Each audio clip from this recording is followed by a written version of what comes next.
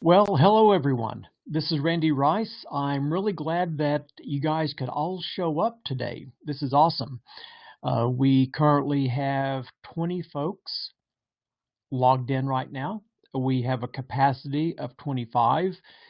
We had, I think, around 38 or so people signed up. So I'm hoping that kind of turns into like an airline situation, and uh, we have some overbooking here that we don't have to worry about, though. I don't have to take volunteers for the next flight, so to speak. So anyway, I'm looking down through the folks who are in here. I'm going to give you guys some shout outs. Alex, hey, good to see you. Beth Wing, she's been in some of our advanced ISTQB courses. Beth, good to see you. Barb, you've done foundation and currently in advanced. Good to see you. Kathy from La Crosse, great to see you. I was up in Eau Claire, Wisconsin, just a couple of weeks ago, and so Rose Jodway from Michigan. She's also one of our e-learning students. We have someone from Serbia. I know I'm going to get your name wrong, so I apologize, but Predrag.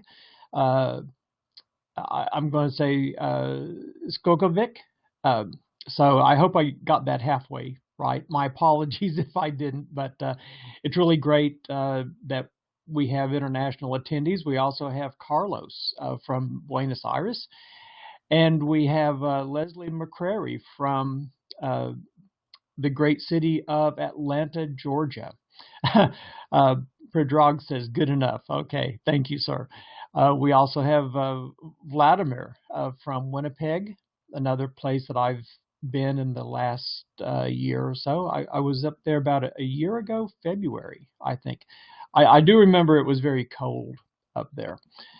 And let's see who else. These are folks who have been popping in on the messenger part of this, the chat window. We have Jeff from Dallas. Good to see you, Jeff. And let's see, Mary Lou from Ann Arbor, Melinda from Columbia, Missouri. Good to see you.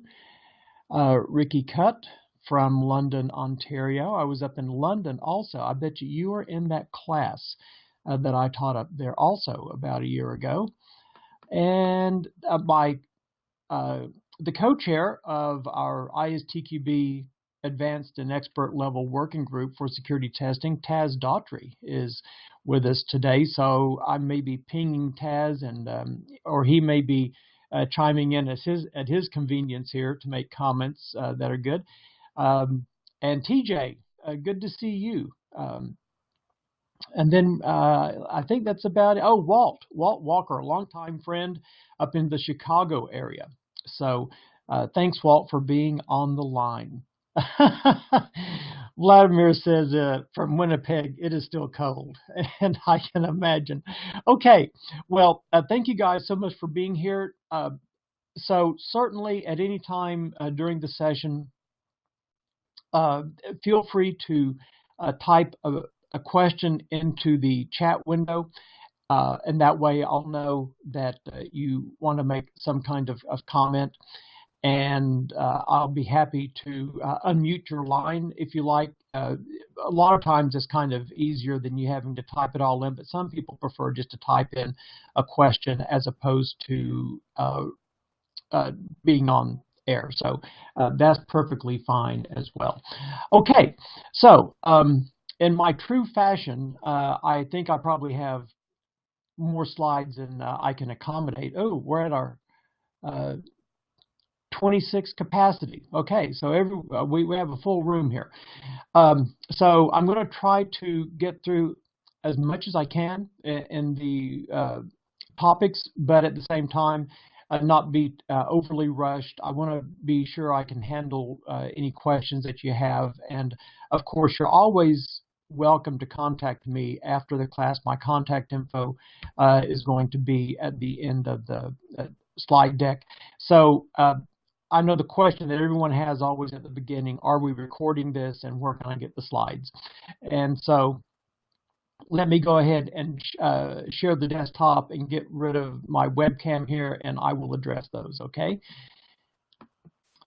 Yes, we will have the recording and the notes available on my blog about 30 minutes after the session is done. It usually doesn't take much longer than that for the recording to complete. I've actually, I had a version of the slides printed up, but in once again, my true fashion, I decided, well, there's a couple that I would really like to add. So I've got to update that real quickly after the session here. But once I get done with that, then you'll have full access to all of this, okay?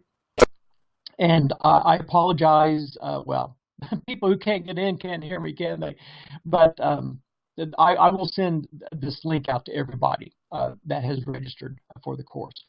And by the way, I do, once again, appreciate you guys being here. I appreciate you putting up with all my emails. I had 11 people unsubscribe because I sent out the reminder about the webinar due, right? But anyway, here's the main thrust of the session today. Is the idea and the fact, actually, that most organizations really don't know the true status of their information security efforts because they've never actually really tested it. Now, the thing that goes along with this, kind of the unfortunate side to all of that, is that many of the security vulnerabilities that we're seeing today could be identified and even eliminated if we had a wider, more robust view of security testing that was promoted and performed in organizations. And that cuts across the board. Small, medium, large size organizations, as well as private companies, government entities, and we'll get into a little bit of that as we go forward. Now, I'm going to ask your indulgence here for just a second. I've kind of been struggling with a little bit of bronchitis, a little bit of cough, so from time to time I'm going to pause my mic, and it's also going to give me a chance to check the chat window to see if we have any questions. But right now I need to take a quick mute, and I'll be right back.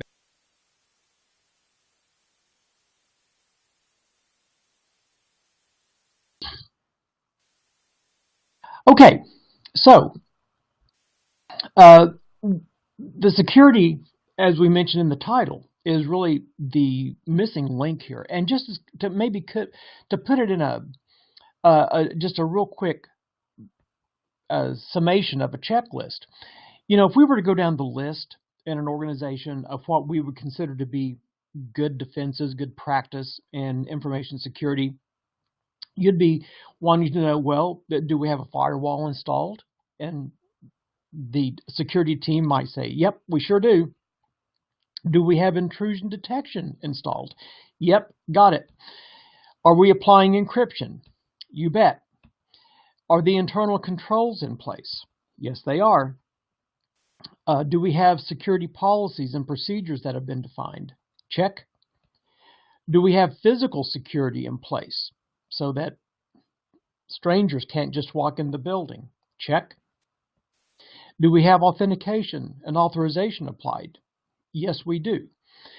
Now, the big question, are all of those or any of those correctly applied and working effectively? Well, in most cases, we don't know. And the reason we don't know is because simply we haven't tested them.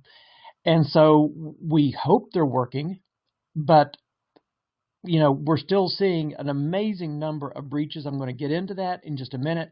I'm sure you hear it all the time, and you're probably getting fatigued from it, just like I think everyone in the country and the world is. But I was thinking about this the other day about the security that we have in our homes. And if we took the same approach in our home as most companies do in their security practices, would you feel very safe if you only checked that your doors were locked, let's say, once a month? You know, I don't know about you guys, but every night I go around the house, make sure all the doors are locked, all the windows, everything are locked. You know, it's just ritual. We do it. In fact, in some cities, you do it during the day as well. I won't mention any cities in particular, Walt, but by the way, Oklahoma City, we're no one to cast stones in that regard. What if you had an alarm system in your house, but you had never heard it sound? You know, how would you feel about that? Or maybe if you had alarm monitoring, but never had been called by the monitoring company when the alarm is tripped. Pardon the typo there, I just noticed. Or if you had no personal protection plan, such as in my case, you know, a 357 around the house. So it could be a baseball bat, it could be pepper spray, you know, it doesn't have to be a gun. I just kind of feel better. But anyway, how safe would you feel if you only monitored or checked up on your own home security once in a while, once in a week, a month, a year sometimes? You probably wouldn't feel very safe. But yet this is how a lot of people think about security and security testing. Oh, we did a security test a month ago, or we had a white hat team come do a check on our site here a couple of months ago.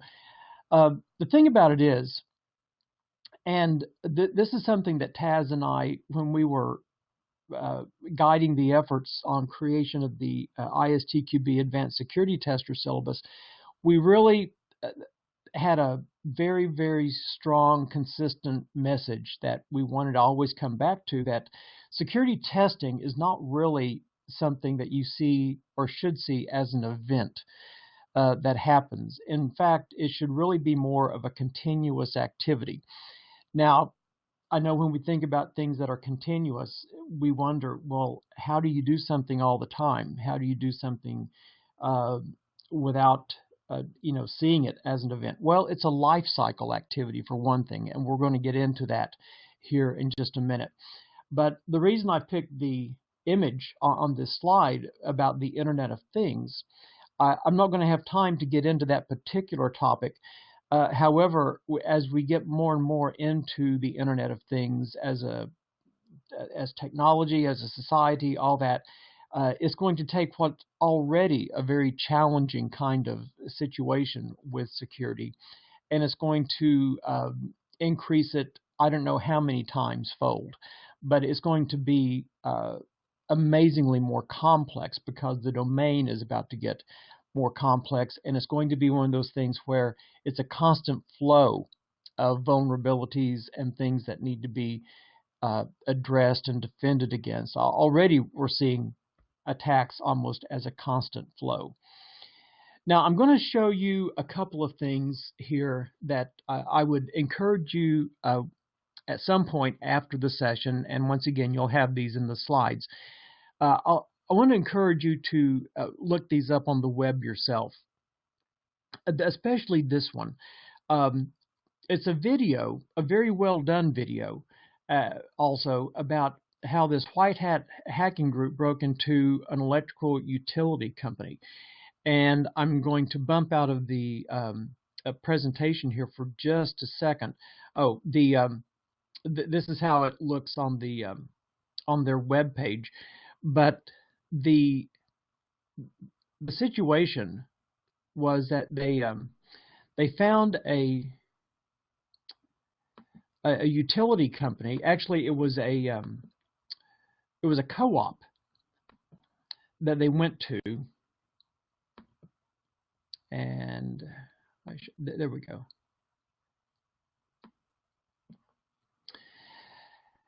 And so, yeah, it's a 16-minute video, and it shows the entire attack from beginning to end, and it shows what this team of hackers did to break into this co-op.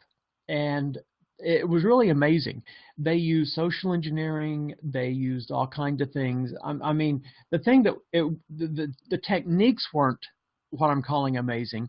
What's amazing was their success in doing that.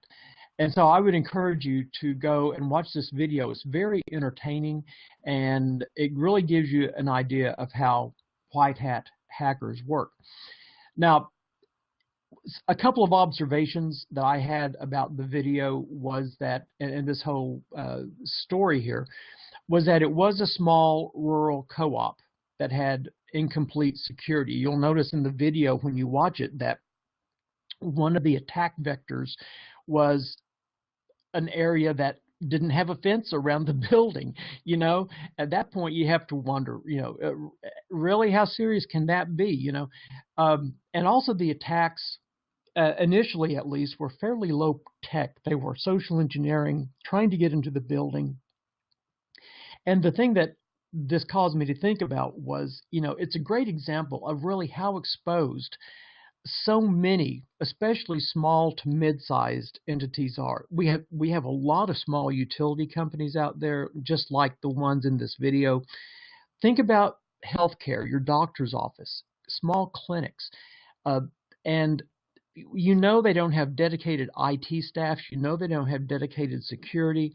So everything there that is going on is kind of handled the best they know how with the resources that they have. Same thing for smaller community banks, and maybe even mid-sized banks for that matter. Think about regional airports, general aviation. Bottom line is, there's no way everybody in the U.S. and in the world is going to have their act together at the same time concerning security. So that's something to think about there. Now, another bit, and by the way, I'm going to give a hat tip to one of my participants in our advanced level study group, Mark Rutz, for putting me on to these, and I really do appreciate it, because he's been really, really helpful. Hey, thanks, Cindy, for your comment there. Good to see you in the session. He put me on to some of these articles, and I really try to filter these, because there are so many of them out there, but this one just really is stunning. That in 2016, over 4.2 billion records were exposed, and that was from 4,149 data breaches. And the all-time high previously was 1 billion in 2013. Now, I mean, that's stunning in just about any context. But get this: there were in last year there were 94 reported incidents that exposed at least 1 million records each, and 37 incidents exposing 10 million or more records. Now, I don't know. I guess that would include the Yahoo incident of 1 billion. I'm sorry. Of 1 billion records. But the thing to take away from this is the increase. From the year before, it's an increase of 63% of the 1 million range, and about 105% of the more than 1 million range. So it was almost a doubling in many ways of what we had seen in 2015. Now, this one just broke today. It was on CBS News. The story actually was published on the Hacker Times website on February 2nd, but it made it into the popular media today that prior to the inauguration, that 70% of the closed-circuit TV cameras in Washington, D.C. were taken down with a ransomware just before the inauguration last month. 123 of the 187 closed-circuit cameras stopped working on the 12th of January, just 8 days before the inauguration. And that attack, get this, lasted for about 3 days, leaving the CCTV cameras disabled for recording anything between the 12th and the 15th of January. And it was a ransomware kind of attack. The hackers demanded ransom money, but they were rejected by the DC police. Instead, they took the storage devices offline, removed the malware, and rebooted the systems across the city. I don't know if that was via a backup or hardware replacement or not, but at least they were able to restore. But notably, it took 3 days. I thought that was kind of interesting. They say no valuable data was lost, and the infection merely crippled the affected network devices. This little tidbit I've talked about in some of my other presentations as well. On September 19th, there was some testimony from the GAO about the current state of cybersecurity for the federal government.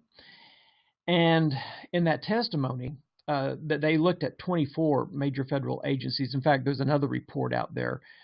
Just if you want to go spend about 2 hours reading an 80-page report from the GAO, which has a lot of interesting things in it. But here's the bottom line. They said that 19 of the 24 major federal agencies, and I'm talking, people like FAA, IRS, Nuclear Regulatory Commission, etc. Information security control deficiencies were either a material weakness or a significant deficiency in internal controls over financial reporting.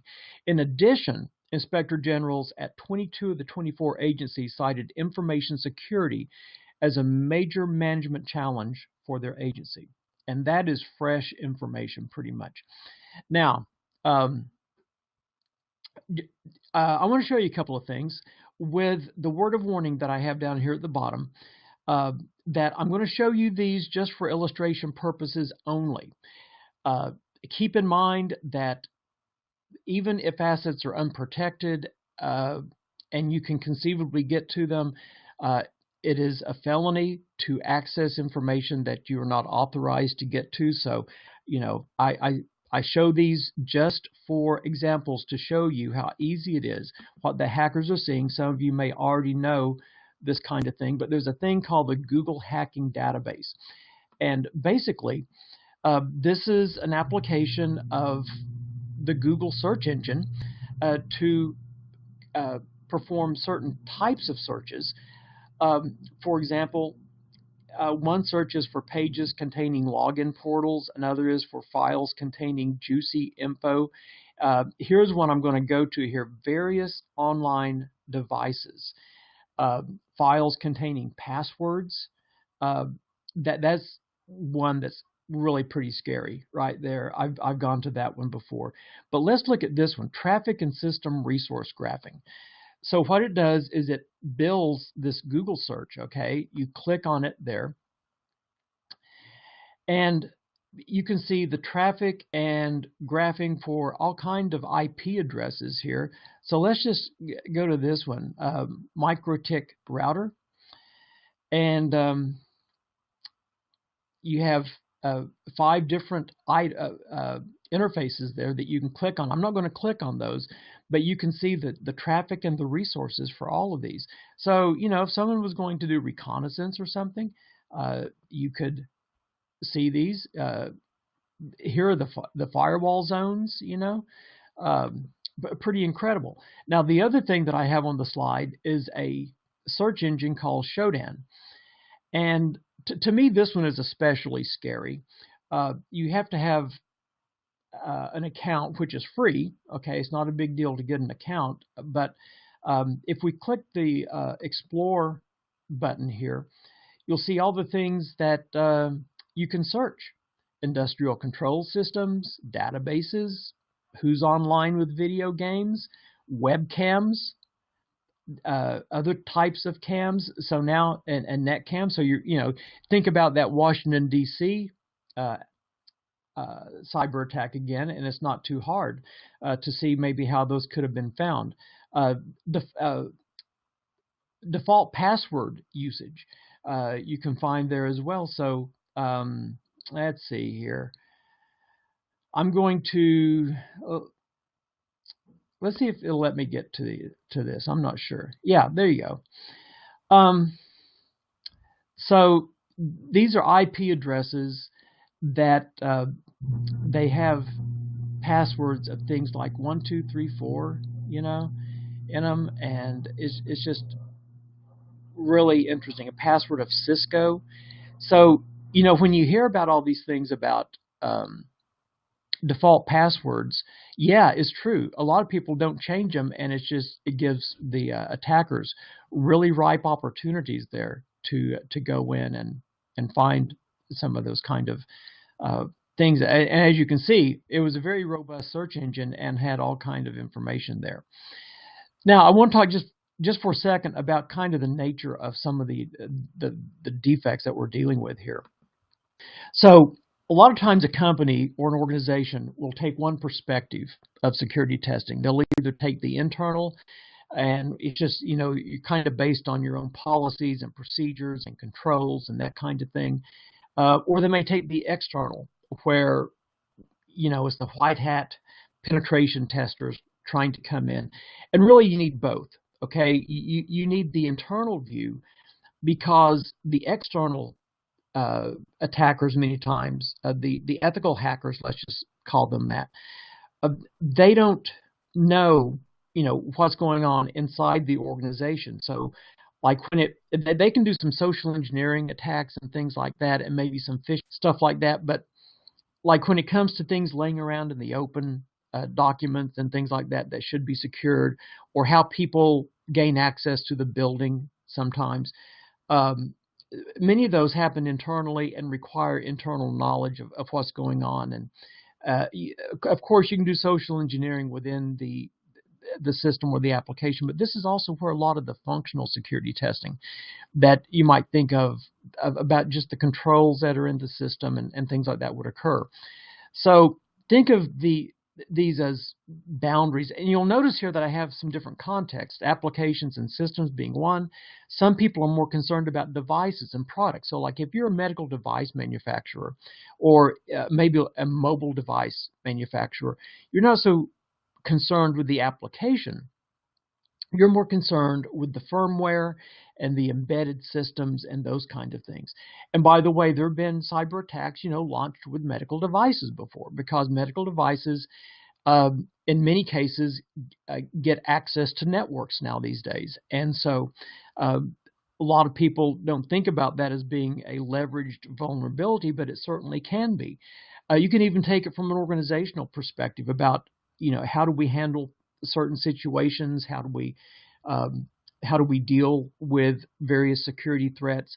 Think about the organization that is rapidly growing, and when you're in a high growth organization, I know many of you have probably worked in those before, a lot of things kind of fall through the cracks, so to speak, And so many times physical security is lax. People don't take the care they should in following procedures and doing the things they should be doing. Many times it's cases just where people have either forgotten or omitted to do certain things. So anyway, you need both internal and external views. The big question I get, and I'm going to put Taz on alert here, that Taz, I'm going to come to you for your perspective on this, if you don't mind. The big question that we get, Taz and I have done a lot of these presentations, and why do these keep happening? And you'll hear many times that the number one security lapse is the human risk. And you just can't control what everyone's doing all the time. And a lot of these major data breaches were from phishing attacks and people clicking on malware attachments. But it's not only that, but you can have malicious insiders that you're unaware of. They're trusted already. So that makes it especially difficult to know about. You can have malicious outsiders trying to get into your system. You may not have enough defenses established. And as we mentioned early on, testing to even know that they're in place and working. And then there's a troubling one that this is why I'm so passionate about software quality, just in general. It's because, and we're going to look at this in just a minute, but when you have defective software to begin with, those defects can virtually be security vulnerabilities in many ways, because the attackers are looking for things to leverage. And once you can get the software to behave in defective ways, unexpected ways, then you have kind of a foothold for an attacker to gain control over the system. So it's not just the matter that we have defective software that frustrates the users. It's also you have defective software that gives the attackers some advantages here. Add on to this, most companies have a very limited view of security and testing in general. As far as just thinking outside of the frameworks that we typically think about. A lot of these attacks have become very low-tech and very creative, and they're taking advantage of things that, we have already technology and stuff to handle a lot of this, but, are we as creative as the hackers, I guess is what I'm saying. And we do place a lot of trust, way too much trust, in the firewalls, the encryption, all that stuff. We don't place enough trust in the correct implementation of those things and how people are using them. And when you think about security in most projects, it's usually at the end. You very seldomly see security really designed in or built in. People say, oh yeah, we need to do security testing, for XYZ, and then it happens right before deployment, and then you find, oh, we have a lot of holes we need to close up. And finally, way at the top of the organization, the executives know that cybersecurity is a problem, but very few of them know really what the attacks look like and really what the risks are. And so I'm going to pop out of this here for just a second. And I'm going to unmute Taz. So you guys be warned here. I'm going to give you a fair warning. Oops, hang on a second. I'm getting an error message. Okay,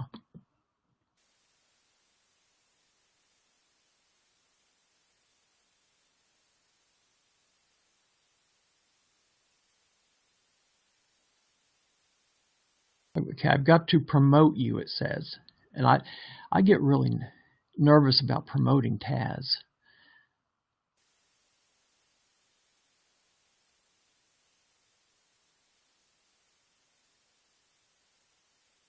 Oh, there we go.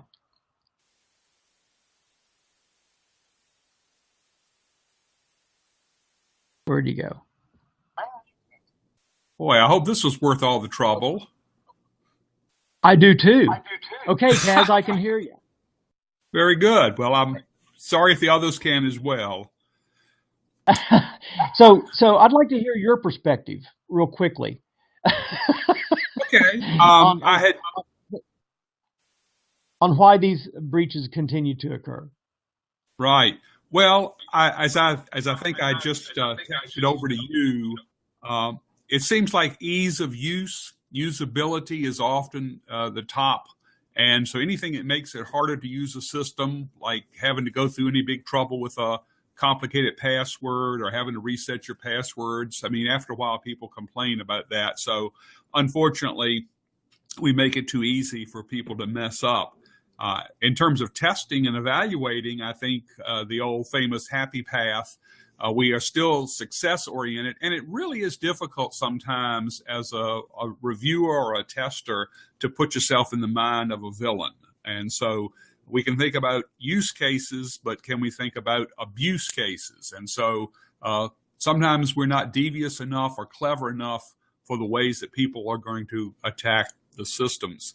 I might also mention one thing that I just grabbed earlier today. I don't have it right at my fingertips, but we have a number of surveys that are done each year about security, and one that BAE Systems just did was very interesting because it basically was a compare and contrast between what the C-level executives, the chief officers of various sorts, folks that are up there in the executive suite, how they view security versus how the IT decision makers view it. So I'll grab that link and pass it over to you before the talk is over so you can forward it to other people. But it's clear that people at the top, the decision makers and the budget writers and all of that, don't have the same view or the understanding, or not as concerned in the same way that the troops in the trenches or the IT decision makers have. So those are all, I think, some contributing factors. Okay. Yeah, thanks, Taz. I would appreciate that. And I think your comments there are spot on. I'm going to demote you now, okay? Oh, I'm Don't take sorry. it personal. Not at all. Okay. Thank you very much, Taz. If you have anything else you ever want to chime in on, just put it down there. I'll come back to you, okay? Yeah, gotcha. Okay. So, yeah, I think there is a disparity between what the senior folks think, and I'm going to make a comment about that, about board level presence on this too.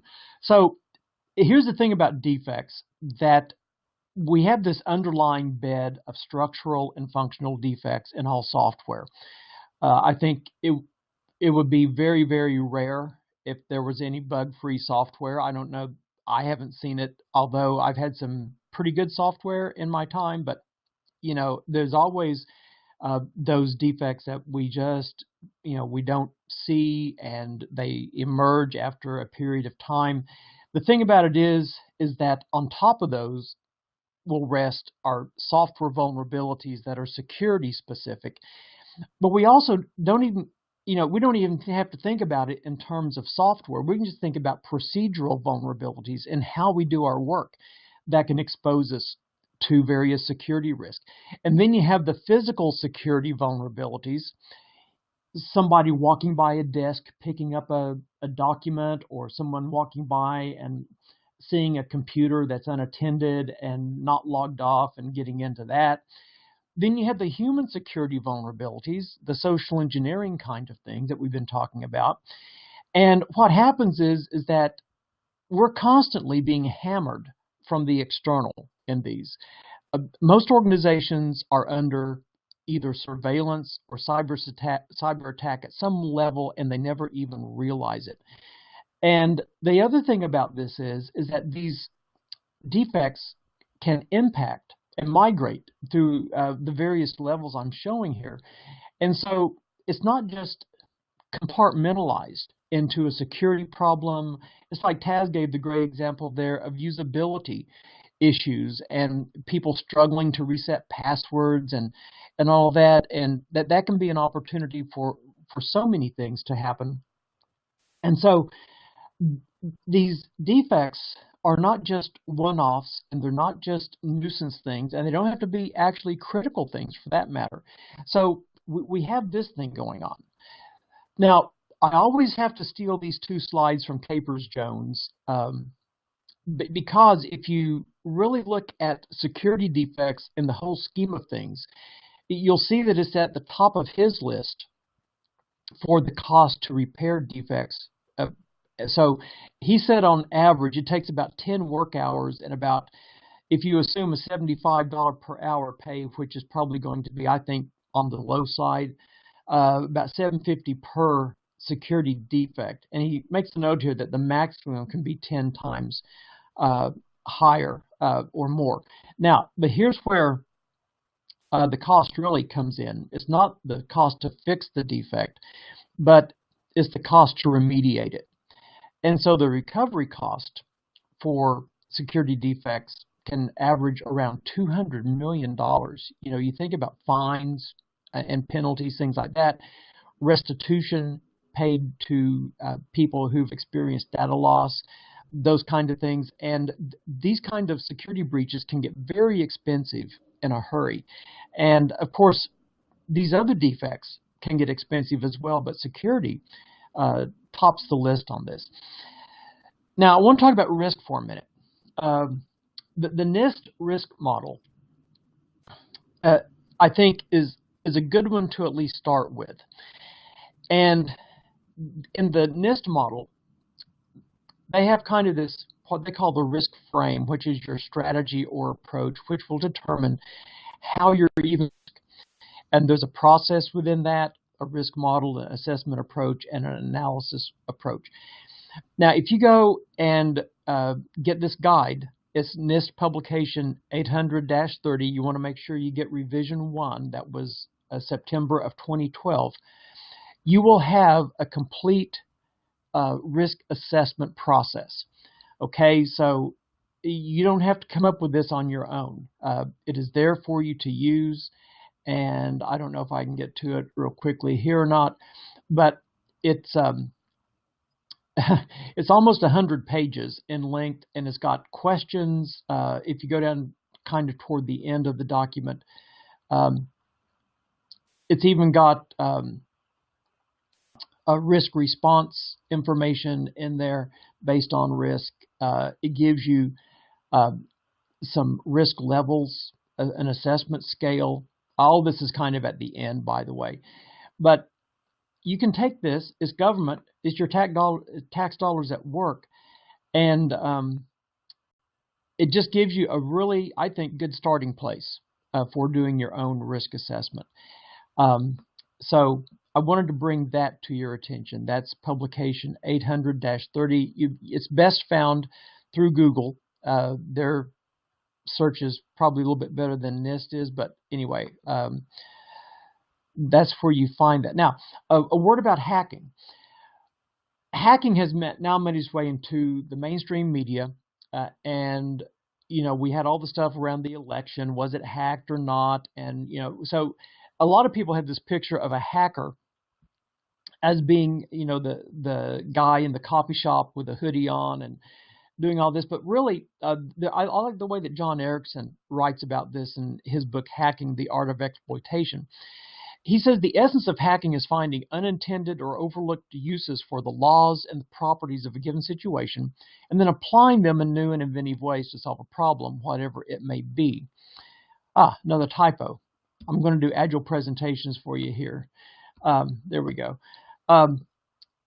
So it's not necessarily an adversarial activity or malicious activity, but the true nature of a hack, you know, you've heard of life hacking and those kind of things, is to take things we commonly do and extend them and maybe exploit them for other purposes. But that's the mindset of the hacker. And so they're going to try to think of things in different creative ways. And so as we were saying, yeah, is to get inside or get outside of the happy path, as Taz was saying there, and to think about other ways of doing things. So we have the good reasons, the ethical hackers, to show the vulnerabilities, like with the utility company that I mentioned earlier, or it could be for malicious purposes. And this is where we have the attacker view of hacking. So to gain that attacker perspective, you have to be able to think outside the norm, think like a hacker. And this is a big shift mentally for many testers who may be used to just following test cases or test scripts. It's more of an exploratory kind of approach, but it's kind of a, it's not just exploratory. It's also the hacker mentality of what can I take advantage of? What can I leverage? Now, the thing about testware, and you know, I'm a big believer in designed test. Okay, I like design tests. I like them because they contain a lot of project learning. That kind of test can be helpful and confirmatory, but in security testing, you know, when we want to make sure that certain things are in place and working time after time after time, yes, that can be helpful. But it fails on the discovery side. So when a new vulnerability emerges, your set of solid test cases may not pick up on that. In fact, it probably won't, because it's going to be outside of the bounds of your typical test. You can automate those things as well, you know, the static test, but you can also automate the scanning kind of test. Now, I'm going to walk through real quickly 3 examples of security lifecycle models just to show you why we have this missing link of security. The thing to note about the lifecycle here is that even though it's shown sequentially, you can think about this in other ways too, agile and those kind of things. Think of these as activities.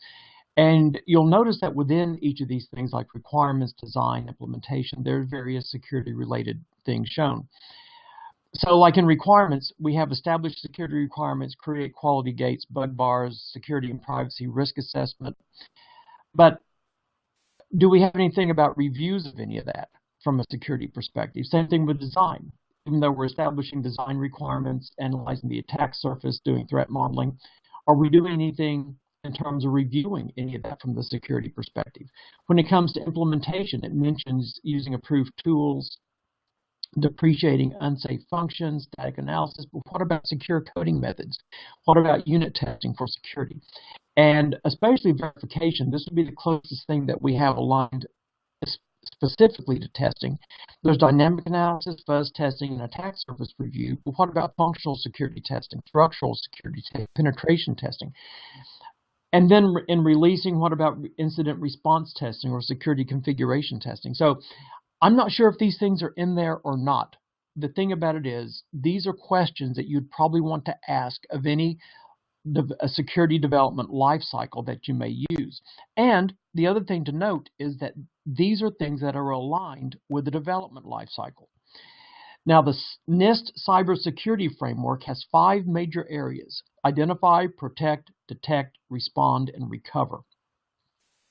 And within each of these, there are various kinds of activities, like in protection, access control, awareness and training, data security, and so forth. Now, you'll notice that in none of these is testing specifically mentioned. And I did a full text search of the framework document, and testing is only mentioned in 3 contexts there, and none of it is around what we would typically think of as functional security testing. So I hope that they incorporate that in the future, but I think you could rightfully see that there's probably room in every activity here for some level of testing to establish that it's been correctly configured and implemented and is actually effective in detecting and stopping security attacks. One of my favorites is the built-in security maturity model, the BISMMM. This is from Gary McGraw and Cigital, and you'll see there's 4 areas here: governance, intelligence, the security or the software development lifecycle, touch points, and then deployment. And you'll see here that there are some testing activities specifically carved out here, like architectural analysis, code review, security testing, penetration testing, and even more so, in each domain, you have the practices that we just saw. These are related to business goals. And so I think, if you look at the 3 of these models that we've just looked at, I think at least it gives you an idea of what you could include in your own models. It's also important to know that these frameworks and life cycles do vary widely, and you need to align them with how you build and maintain software, even if you're doing commercial software and just buying software. But the thing about it is, you have to adapt these. Now, my observation here is that most organizations struggle with software life cycles, just generally speaking. Okay, we have trouble applying Agile. We have trouble applying Waterfall. So just because you have the model in place doesn't mean it's going to magically work for you. Now, the other thing about what we see is that in the IT view of things, the IT security view especially of security testing is very, very limited. If you talk to your typical CISO or someone at that level, they're going to talk, when you talk about security testing with them, they're going to be thinking penetration testing, maybe incident recovery testing, sometimes bug bounties, that kind of thing, but very little mention of functional security testing and what it really means. It's a very limited view right now, and so I'm working as much as I can to try to raise that awareness. Now, a word about pen testing. Penetration testing is needed, it's helpful, but it's really just a snapshot. And it follows the event model that we've been talking about, in that you do it as this single event in time.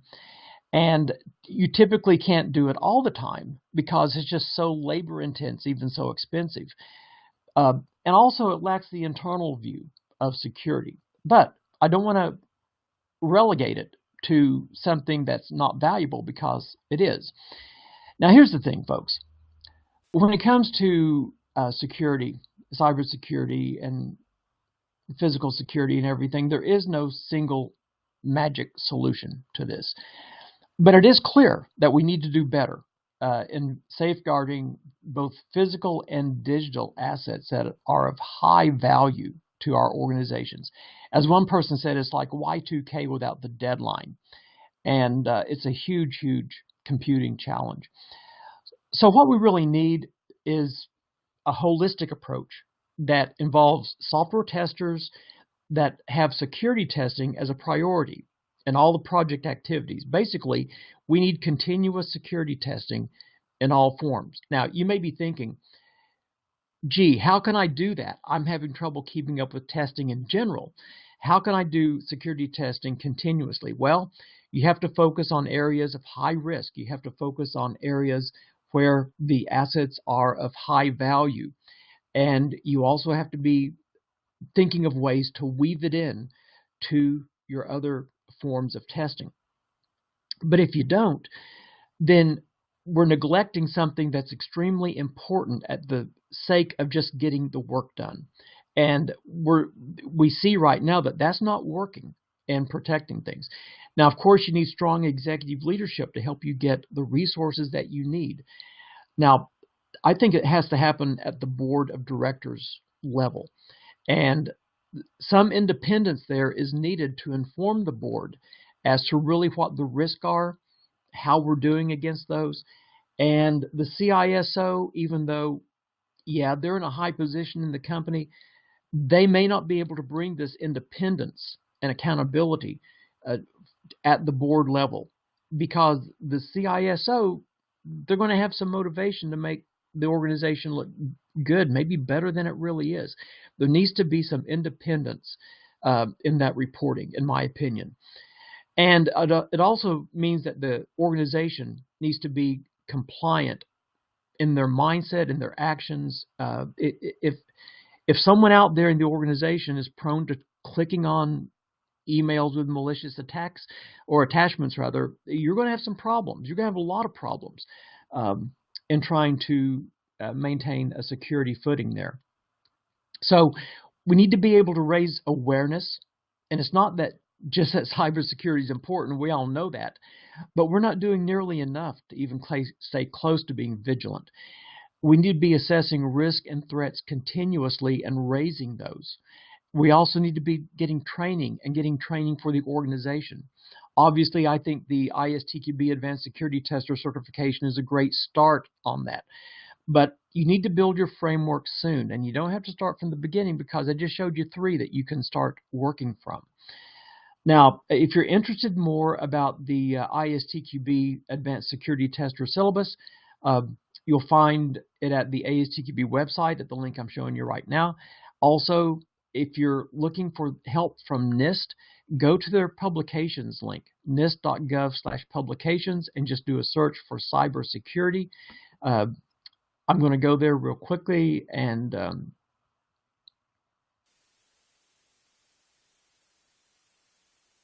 we will look at that just to kind of show you what's available there.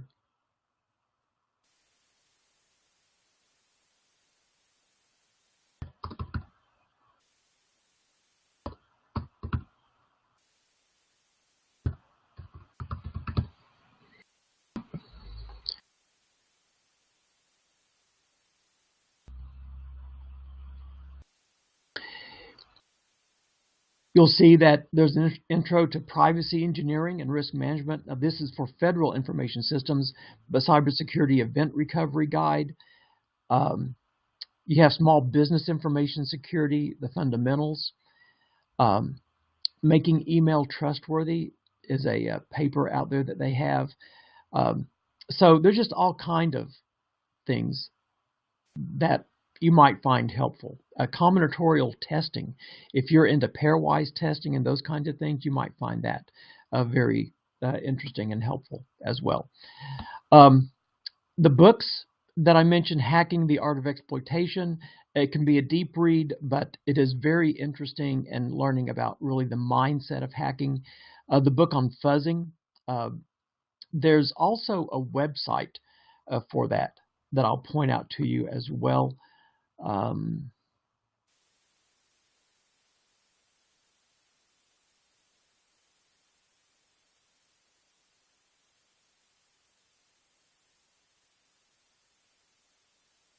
let me see here. I may have lost it when the system crashed.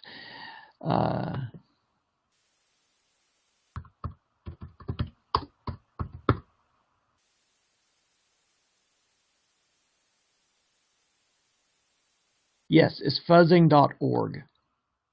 And they have a chapter you can get for free.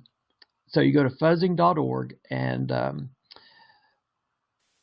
let me just kind of go to that.